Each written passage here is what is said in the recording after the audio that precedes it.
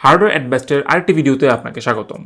GTX 1050 Ti 2016 সালে release হওয়া Pascal সিরিজের একটি অন্যতম লো বাজেট সেন্ট্রিক জিপিইউ ছিল GTX 1050 Ti। 2016 সালে রিলিজ হওয়ার পর 2017-2018তে বেশ চাহিদা সম্পন্ন জিপিইউ ছিল 1050 Ti।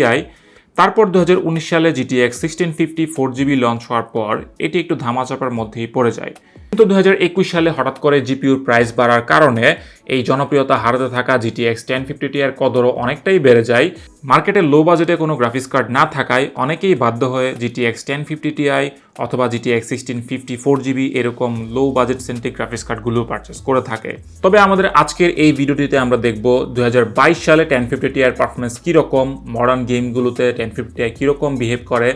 তাছাড়া আপনি যদি বর্তমানে 1050 Ti পারচেস করার প্ল্যান করে থাকেন অথবা আপনি যদি আপগ্রেড করার প্ল্যানও করে থাকেন আপনার পুরাতন পিসির সাথে, যেরকম Core i3 8100, 9100, 8400, 9400 অথবা Core i3 10100F এরকম সিপিইউর সাথে কিন্তু অনেক সময় দেখা যায় যে মানুষজন low budget centric GPU purchase করে থাকে।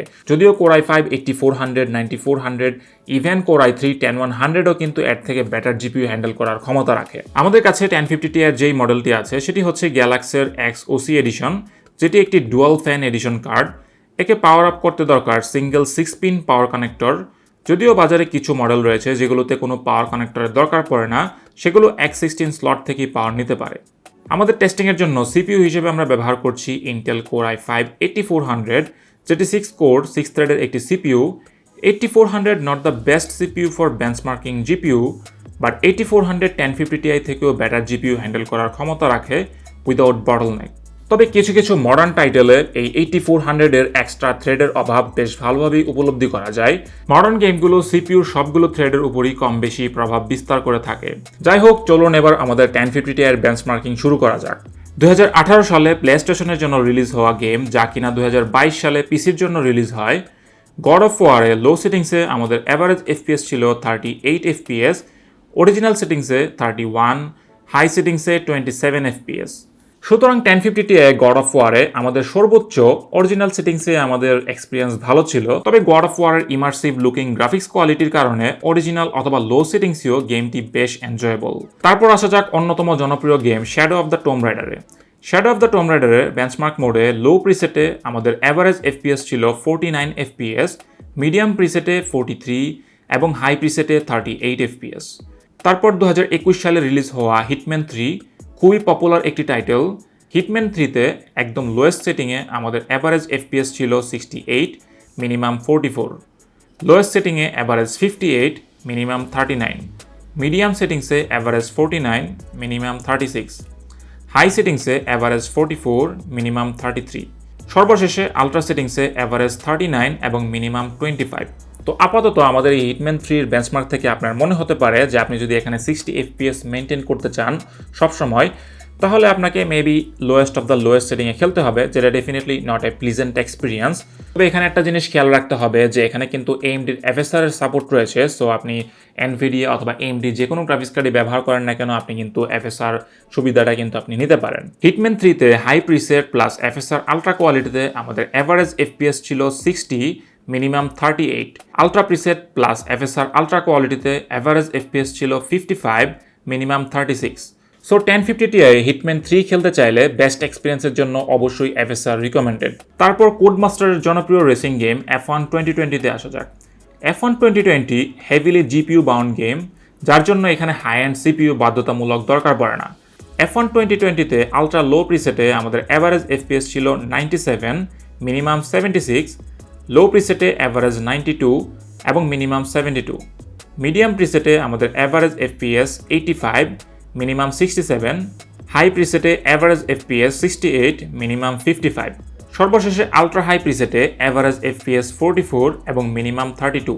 সুতরাং 1050 Ti দিয়ে যদি কেউ F1 2020 60+ FPS এ খেলতে চায়, তাই আমি মনে করি সেটা definitely possible with better graphics. তারপর 15-16 সালের দিকে রিলিজ হওয়া উইচার 3, যেটা খুবই হেভি একটা টাইটেল এবং আমাদের 1050 Ti এতে খুব বেশি একটা খারাপ পারফর্ম করে নাই।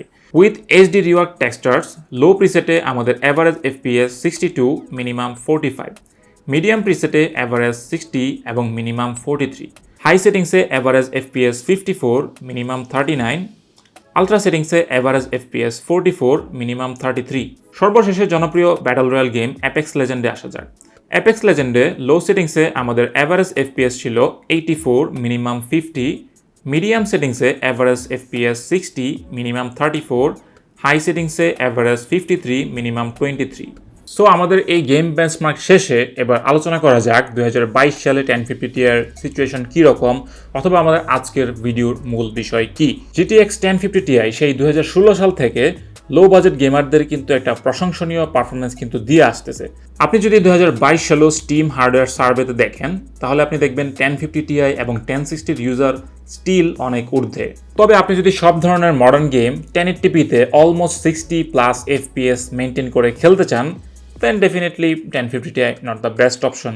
1050 Ti বর্তমানে 17,500 টাকার বাজেটে কিছু কিছু মডেল পাওয়া যেতেছে, বাট আমরা কিন্তু একসময় এই প্রাইস রেঞ্জে 1650 সুপার অথবা এর থেকে সামান্য বেশি টাকা দিয়ে আমরা 1660 কিন্তু মানে ইজিলি গ্রেফ করতে পারতাম। বাট কি বলবো, আগের দিন বাগে খাইছে। আপনার যদি বর্তমানে নতুন 1050 Ti কেনার মতো বাজেট থাকে, দেন আমি সাজেস্ট করব আর কোনো রকমে যদি আপনি 4-5 হাজার টাকা অ্যাড করে যদি RX 6500 XT নিতে পারেন, দেন ইন গেমিংয়ে আপনাকে কিন্তু 1050 Ti থেকে মাচ বেটার পারফরমেন্স প্রোভাইড করবে।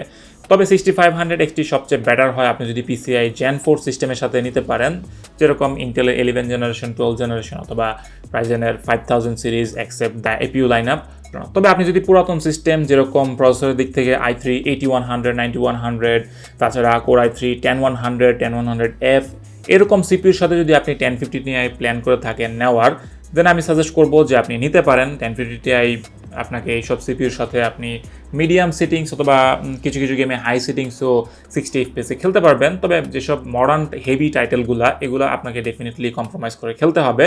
তবে আপনি যদি ক্যাজুয়াল গেমার হয়ে থাকেন এবং আপনি যদি মিডিয়াম সেটিংসে গেম খেলে যদি আপনি সন্তুষ্ট থাকেন এবং আপনার বাজেটও যদি কম থাকে, বাজেটটাই আসল কথা, বাজেট থাকলে তো আপনি ব্যাটার জিপিইউ নিতেন। সো এটাই আসলে আসল কথা যে বাজেট যদি আপনার কম হয়ে থাকে, দেন আপনি হচ্ছে 1050 Ti নিতে পারেন।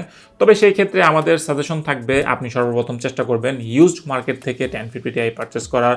কজ 1050 Ti অলমোস্ট 6-7 বছর পুরানো হয়ে গেছে। সো আপনি ইউজড মার্কেটে এটা কিন্তু খুব ইজিলি পেয়ে যাবেন। আমি প্রায় সময় আমাদের ইউজড মার্কেটে 1050 Ti সেল হইতে দেখি। আপনি অ্যারাউন্ড 10 থেকে 11,000 টাকার বাজেট রেঞ্জে কিন্তু একটা ইউজড 1050 Ti ম্যানেজ করে ফেলতে পারেন। হয়তোবা আস্কিং প্রাইস একটু বেশি চাইতে পারে বর্তমানে, কজ বর্তমানে কেউই আসলে জিপিইউ সেল করতে চায় না খুব বেশি একটা।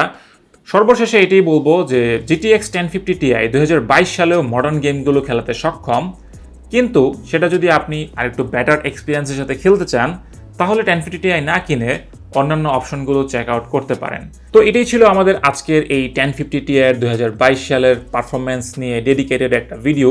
তো স্টিল আপনার মনে যদি কোনো প্রশ্ন থাকে 1050 Ti অথবা আদার যেসব ওল্ড গ্রাফিক্স কার্ড আছে সেগুলো বর্তমানে পারচেস করা ভর্তি কিনা, দেন ডেফিনেটলি কমেন্ট সেকশনে প্রশ্ন করতে ভুলবেন না। অবশ্যই আপনার কমেন্টের রিপ্লাই দেওয়ার চেষ্টা করব। তো ভিডিওটি যদি ভালো লেগে থাকে অবশ্যই একটি লাইক দিতে ভুলবেন না। আর ভবিষ্যতে এরকম ইন্টারেস্টিং পিসি হার্ডওয়্যার রিলেটেড কন্টেন্টের জন্য আমাদের চ্যানেলটি সাবস্ক্রাইব করে রাখতে পারেন উইথ নোটিফিকেশন বেল অন। আর হ্যাঁ, অবশ্যই আমাদের ফেসবুক গ্রুপটিতে জয়েন হতে ভুলবেন না, যে কোনো পিসি রিলেটেড প্রবলেম এবং প্রবলেমের সলিউশনের জন্য। সো আজকে এই পর্যন্তই, দেখা হচ্ছে পরবর্তী ভিডিওতে। ততক্ষণ পর্যন্ত ভালো থাকবেন, সুস্থ থাকবেন, খুদা হাফেজ।